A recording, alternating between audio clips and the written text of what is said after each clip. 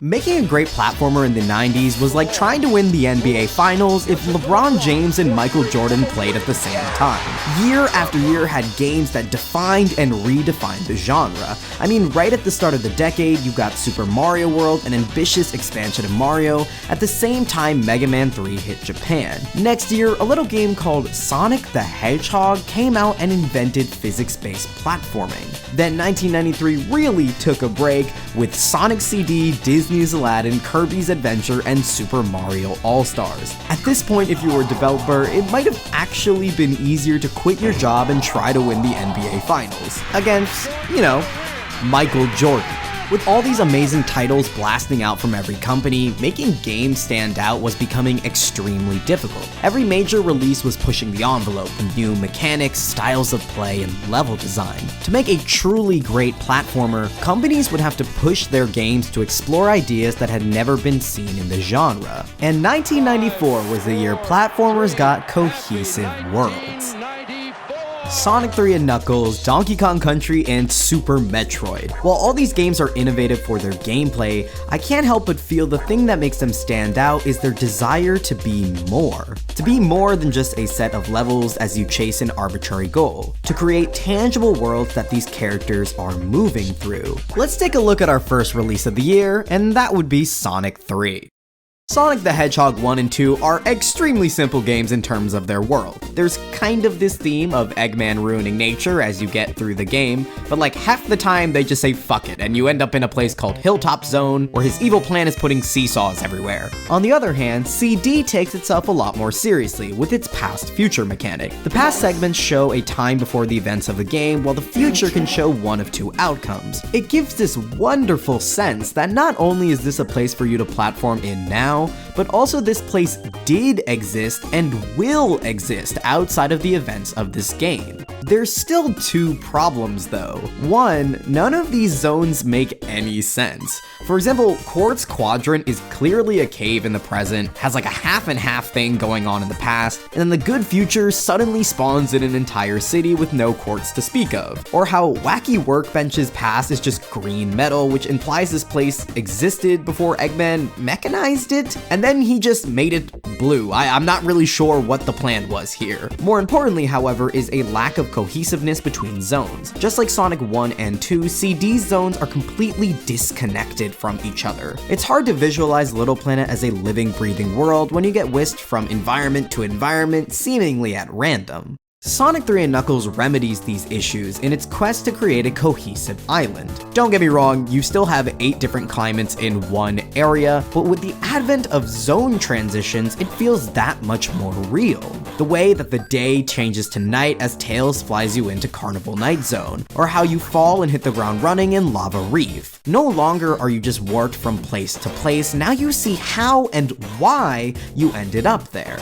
In addition, within each zone, there is tons of storytelling, whether it be Knuckles ruining your day once again, or the Death Egg looming in the background of Launch Base Zone. Even the first stage goes up in flames before you're even through with it. Not only does this allow for more dynamic stages with cool mechanics, but it also places those mechanics in the level far more naturally. Zones themselves almost never look the same between acts because they are places first and zones second.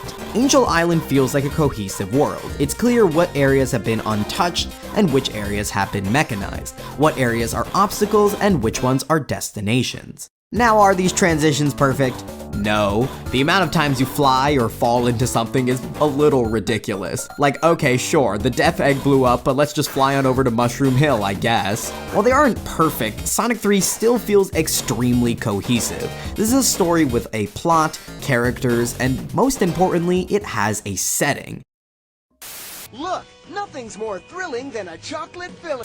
Hey, through this exclusive TV offer, you can get 12. Super Metroid is drenched head to toe in a sticky, atmospheric goop. The game is a lot more compact than Sonic 3, choosing to focus on each individual room rather than large zone-spanning levels. And often, it uses these rooms to expand on the lore of planet Zebes. The biggest example of this are Meridia's Mocktroids. These guys aren't tough enemies, they go down after 2 shots of the Ice Beam. They add pretty much nothing in terms of gameplay, and yet their existence is important for the story. It shows the experimentations of the space pirates and how their first attempts didn't quite work out. Or another example is the Chozo statue that takes you to the gravity suit. Turning into the morph ball is kind of a novel puzzle, but it essentially leads to a half-a-minute cutscene of just walking. This is not a very interesting thing for you to sit through, yet its existence is once again important for the story. You feel the impact of the Chozo, despite the fact they don't exist anymore. Or even how the entire lead up to the encounter with the grown-up baby Metroid is basically just a cutscene. First, two incredibly powerful enemies are crammed into a room with you, forcing you to fight them. Then, a completely empty hallway with nothing but another Chorizo stands in the middle.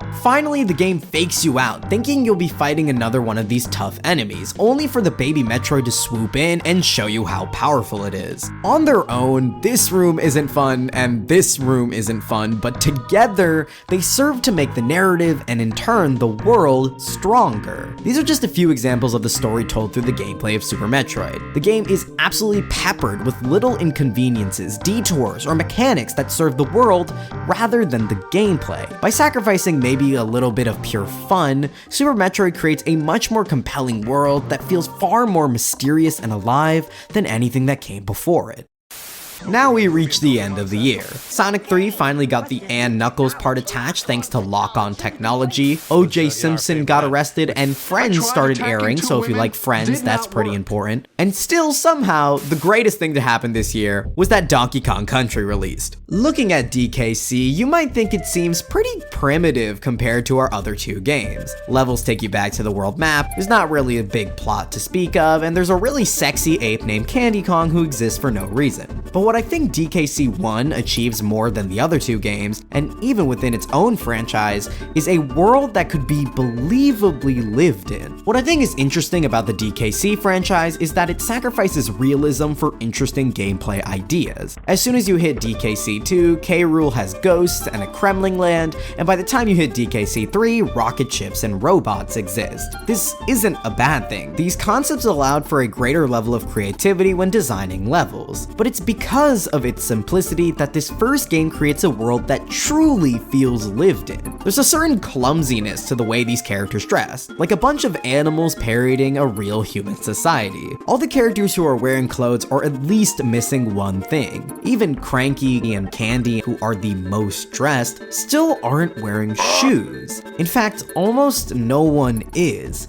It's a subtle detail that creates the idea that there is a cultural norm, an in-universe fashion that these characters follow. Going beyond design, the game does a very good job showing you how this world operates and how it's been affected by the plot. The first world, Congo Jungle, features entirely natural levels, lush jungles, blue waters, and damp caves. And as you progress further and further up the island, you start to notice these natural elements disappear. Monkey Mines is when the first industrial elements start to appear with its minecart levels. Gorilla Glacier, while still being mostly natural, is desolate and isolating, its snow covering all the greenery. By the time you hit Kremrock Industries, the level themes become almost monotonous. It's just factories, caves, or walkways for the rest of the ride. Even the water levels are polluted and use tires instead of the previous octopi. And I can't emphasize enough how much the soundtrack plays a supporting role to the world building. DK Island Swing, the very first song you hear, starts off with the whispers of insects and birds. As the instruments come in, these sounds fade, almost as if these smaller creatures got scared off. Right after the climax, the track slows to a crawl. There's this ebb and flow of energy. It doesn't last forever. Compare this to Fear Factory, the theme of the factory levels. It's unnatural in its composition, using warehouse sounds to emphasize that atmosphere. The signature siren that blares in the background never gives you a break, like the eternal pumping of a factory. All of this combines to make a game that feels like it exists in a real society. There are places where its inhabitants want to live and places that the Kremlings have hijacked. You don't have to make any guesses on why DK might have his house in this jungle or why there's so many beavers in this tree level. Unlike Sonic and Metroid, whose worlds have been long abandoned or are mostly uninhabited, it's the game about monkeys that creates a feasible culture. 1994 is the year platformers decided to be more. All three of these games focus not just on being fun or having great level design, but also on the worlds these characters move through. From Sonic 3's zone transitions to Metroid's environmental storytelling to DK's fleshed out world. These features matured the genre in a way not seen before, because they weren't just games anymore. 1994 was the year platformers decided to grow up.